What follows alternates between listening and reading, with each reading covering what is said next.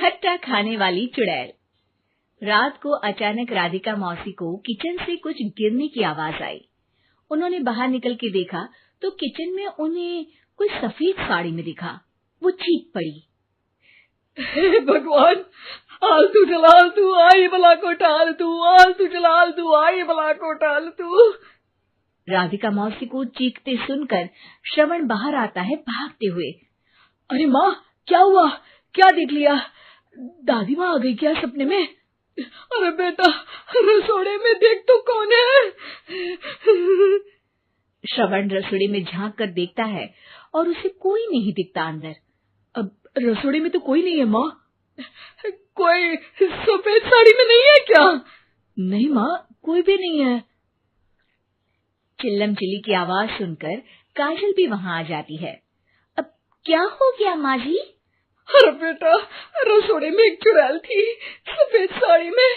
अरे क्या कर रही थी वो अंदर? अरे बताया नहीं, कल आएगी ना तो पूछ लूंगी। चुड़ैल जी, आपका क्या प्लान है? माँ जी, रात बहुत हो गई है, आपने कोई बुरा सपना देखा होगा, चलिए सो जाइए। राधिका मौसी सोने तो चली जाती है, पर उनको रात भर नींद ही नहीं आती।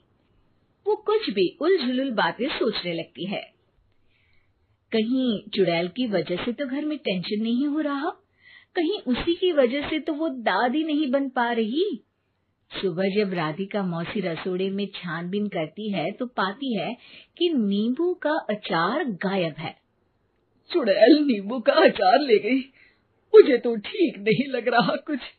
चुड़ैल को भी पता है कि जिंदगी का असली मजा तो खट्टे में ही है। राधिका मौसी झट से श्रवण को फोन कर देती है।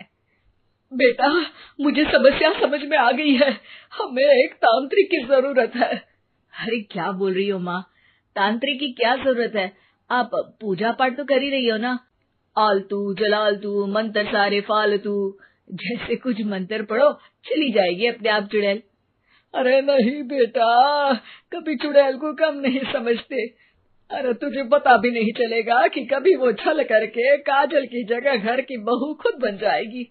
क्या माँ, कुछ भी बोल रही हो? कहाँ काजल और कहाँ चुड़ैल? वैसे एक बात बताओ, काजल को अगर गाने के लिए बोल देना तो चुड़ैल काजल की आवाज सुनकर घर तो क्या, धरती लोग छोड़कर चली जाएगी।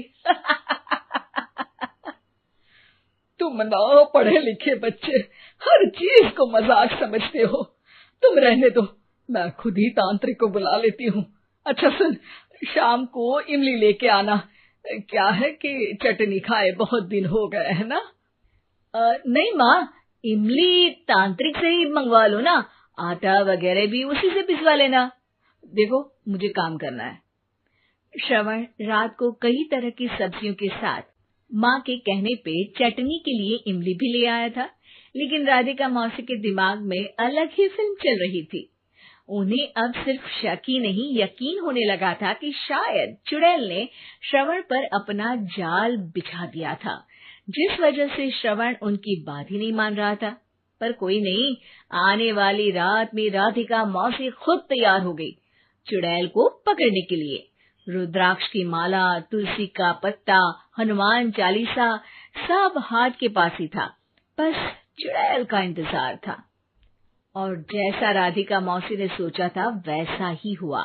वो चुड़ैल उस रात भी आई, पर वो राधिका मौसी से तेज निकली और राधिका मौसी के उससे पकड़ने के पहले ही वो भाग खड़ी हुई। जरूर बहू पे साया है उस चुड़ैल का, तभी तो श्रवण के कमरे में गई है। और अगली सुबह राधिका मौसी पिछली रात हुए हमले में किन चीजों का नुकसान हुआ उसका हिसाब लगा रही थी। उनके खेमे से एक आम के अचार की शीशी भी गायब हो चुकी थी, और वो इमली भी जो कल श्रवण लेकर आया था। राधिका मौसी इस बारे में सोच ही रही थी कि श्रवण जल्दी से रसोड़े में आकर दवाइयों की पोटली ढूंढने लगता है। अरे बेटा, क्या हो गया?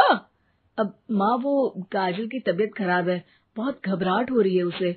हे भगवान, मैंने पहले ही कहा था कि तांत्रिक को बुला लेते हैं, पर नहीं, अब देखो उस चुड़ैल ने काजल को अपने वश में करना शुरू भी कर दिया है। हालांकि श्रवण भूतों में विश्वास नहीं करता था, पर अब वो भी डर जाता है। और राजी हो जाता है एक तांत्रिक को बुलाने के लिए। कुछ ही घंटों में तांत्रिक आ जाते हैं और राधिका मौसी तांत्रिक जी को सब बता देती है। घोर संकट, घनघोर संकट, चुड़ैल को मारू जोर चाकट, ओम भट स्वाहा खटखा के आहा। अरे ये क्या मंत्र है? मेरे खुद के ओरिजिनल मंत्र है, कल रात को ही लिखे हैं, अच्छे लगे तो दाद चाहूंगा। एक और मंत्र सुनो। अर्ज किया है आब्राकडाब्रा, दिल्ली बम्बई आगरा, चंदा मामा सोवरले सुरन मामू जारा। ये मंत्र है? अरे कोई 40 वालीसा पढ़ो ना। वक्त कम है, 40 नहीं पड़ेंगे, 20-25 में काम चलाना पड़ेगा। अलग निरंजन जाके लंदन, मुफ्त का मंजान घिस मेरे नंदन। अरे जल्दी करो तांत्रिक जी, जल्दी करो। तांत्रिक अपने उल झलूल मंत्र पढ़ने लगता है। श्रवण को तांत्रिक पे शक होता है। वो अपने एक डॉक्टर दोस्त को कॉल कर देता है ताकि कोई अनहोनी हो तो इमरजेंसी में चीजें मैनेज हो जाए। तांत्रिक धुनी रमाता है, जिसकी वजह से कमरे में काफी धुआं हो जाता है और जिसकी वजह से बहू की घबराहट बढ़ जाती है। अब भागेगी चुड़ैल। हाँ। बहू खांसते हुए धुएं से बचने के लिए बाहर चली जाती है। अरे भाग रही है, भाग रही है। पीछे पीछे श्रवण भी जाता है। बहू एक सोफे पर बैठ जाती है। तभी डॉक्टर दोस्त आ जाते हैं और श्रवण को पानी लाने के लिए कहते हैं। थोड़े चेकअप के बाद डॉक्टर कहते हैं, मेरे हिसाब से जाप का काम पूरा हो गया है। क्या मतलब? अरे कुछ भी नहीं माँ, कोई चुड़ैल नहीं है, खुशखबरी है, अब दादी बनने वाली है। मगर वो सब अचार के डब्बे। श्रवण दोनों अचार के डब्बे अपनी माँ को दिखाता है, जो कि उनके बिस्तर के नीचे छुपे हुए थे। आपने सही बोला था माँ, वो चुड़ैल काजल ही थी जो खट्टा खा रही थी। हमें कल ही पता चला, पर हमने आपको ये तांत्रिक वाला काम करने दिया ताकि आपको भरोसा हो जाए कि भूत वगैरह कुछ होता ही नहीं। अच्छा अच्छा, ये तो बड़ी खुशी की बात है, पर बेटा मुझे एक झाड़ू तो ला दे। क्यों माँ? ये तांत्रिक का भूत उतारती हूँ मैं। अब तांत्रिक राधा मौसी के डर से घर से भाग निकलता है और राधा मौसी उसके पीछे भागती है। अरे संकट ये घनघोर है, तांत्रिक मुआ चोर है।